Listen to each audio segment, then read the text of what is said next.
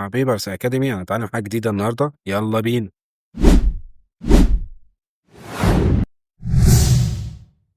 نتعرف زي النهاردة عن معادلتين جمال جدا هينفعونا كتير قوي ويوفروا علينا وقت كبير.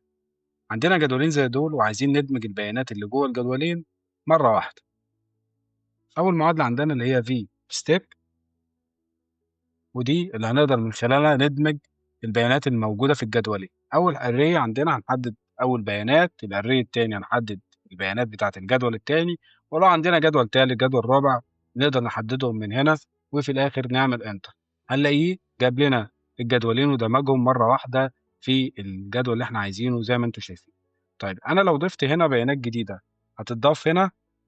طول ما احنا عندنا الجدولين مش محطوطين في قلب تيبل مش هيضيف بيانات عندنا هنا في المعادلة.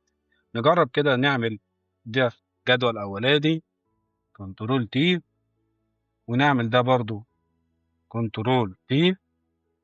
بقى عندي هنا جدولين، وهنيجي هنا نغير الأري بتاع المعادلة تاني،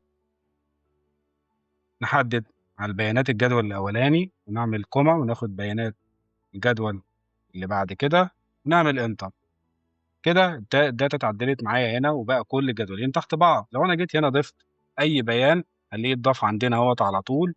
اي معلومه بضيفها هتلاقيها اتضافت اول باول زي ما انتم شايفين بسهوله جدا. وبقى كده الجدول بقى يتضاف اوتوماتيك مجرد ما ازود البيانات عندي في اي جدول من الاثنين. ودي الفيستك.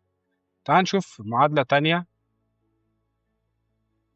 لو احنا عندنا جدولين زي دول يناير فبراير مارس وهنا ابريل مايو ولحد شهر يوليو، عايزين ندمجهم كلهم في حتة واحدة بالمنظر دوت، هيبقى هنا كده ده عندنا.